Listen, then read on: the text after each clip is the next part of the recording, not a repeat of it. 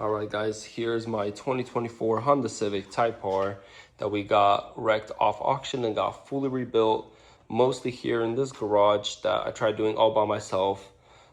In this video, I'll be going over how much everything cost me. I do have a full series on the rebuild. Wasn't too bad of a damage on this car as I thought initially off auction. As usual, there were other things that were wrong with this car when we got it, but we got this thing to almost fully 100% perfect. There's still a couple very small things that I still need to do, but this car drives amazing. It's been my daily driver with the gas prices here, just because my other car is my diesel truck. So this has been amazing, a blast to drive.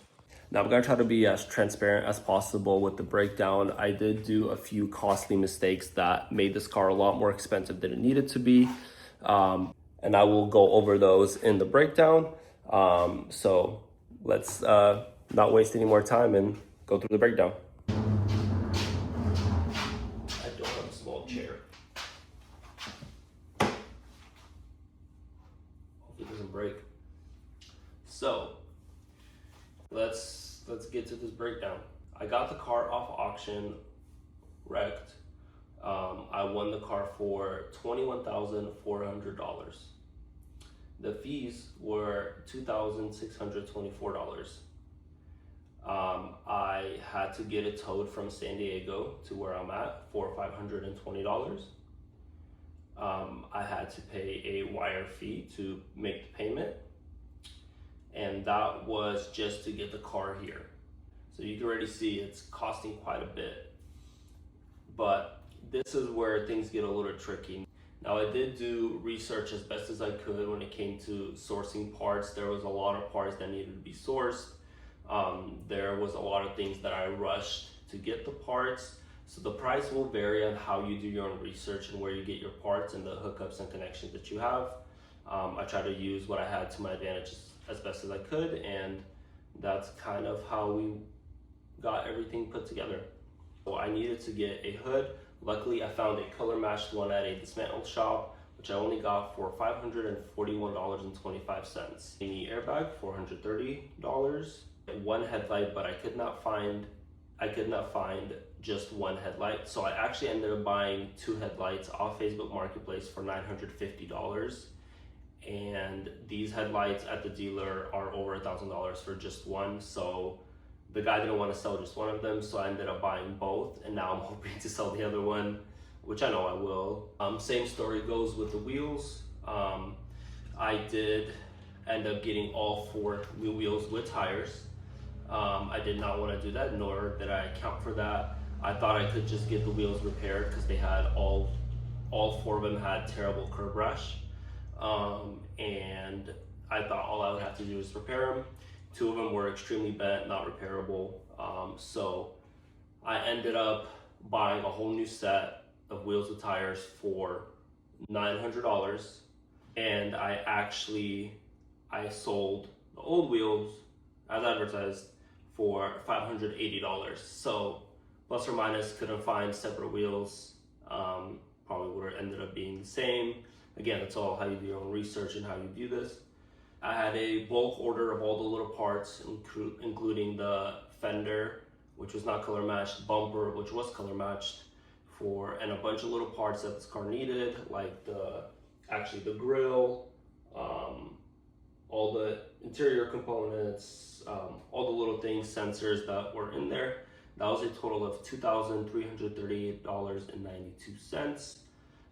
And then I also had to buy tie rod to fix the tie rod that was broken, and oil, which for the car, I just threw that in there for $208.75. I had the seat belts reset, which was $338.30.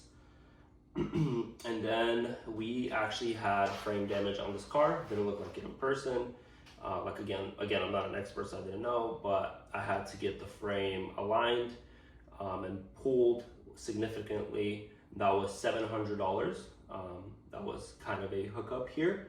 And then I had to paint the whole front end technically because there was little scratches and dings everywhere. as well as the fender was primed, not painted. The paint cost me $1,100. Now, that is also one thing that could have been a lot cheaper. One, you could have sourced the color matched fender, and which leads me to the next part where a lot of the money I lost was my own fault. I damaged the windshield. The first time I dropped it. The second time the hood came up, cracked my whole windshield because I didn't latch it like an idiot. When the hood came up, it also bent both of my fenders. So that had to get repaired and then painted. So that got added to the cost of Bondo and paint. Costly mistake there. So windshield was $420 replacement, as well as another fault that I had that was very, very annoying is once I plugged all the seatbelts back in, I plugged everything back in, I plugged the airbag in, I had a bunch of codes and I could not figure out for the life of me what was wrong. Took me a couple days. I used a bunch of OBD scanners. I had friends with $5,000 OBD scanners and they could not figure out what was wrong with this car. I ended up taking it to a shop. They were diagnosing it for like 3-4 days. And that cost me $500, and all it was is when I installed one of the rear seat belts, one of the pins that I pushed in got bent a little bit to the side, and it caused all the codes to go off, and that cost me $500. Another mistake is paying registration here in California, which was $2,180 plus a credit card fee for $45.81. On top of also smog, which was $310 because now we have a whole safety inspection thing here. Other small parts that I had to pay for. I also needed, same story with the wheels and the headlight, I needed only the passenger side shock, and I could not find just one, and again, super expensive, just one. So I actually ended up buying a whole set of shocks, front and rear, for $400, which was actually a steal deal. I ended up replacing the shock, and then I actually already sold the other front shock for $323.11 on eBay. So, and I still have the 2 rear shocks that I'm hoping to sell, so I'll actually be a profit in that area eventually. I also had to get hood hinges, which was $83.39. While I was replacing the shock, I actually popped the axle out a couple times, and then the final time I completely broke it trying to put the shock back in. So I had to get a new axle, which was $270. So that comes out to a grand total of $35,247.31. Now, definitely overpaid for this car, with a lot of unexpected mistakes and issues that came along. You take away the windshield, the ECU codes, the axle repair, the varies where you have registration, how much you're paying registration, probably be a good $2,000 to $3,000 difference how you source your parts and the connections you have. So it ends up being a better deal if you don't make the mistakes like I did. But again, my goal wasn't to buy and flip this car. I just enjoy what I do. It's a hobby for me, and it's one of my dream cars. So I have no regrets. I'm definitely overpaid. Probably gonna end up losing a little bit of money selling this car if I ever sell it. And it is what it is, thinking about all the aftermarket potential if we do keep this car.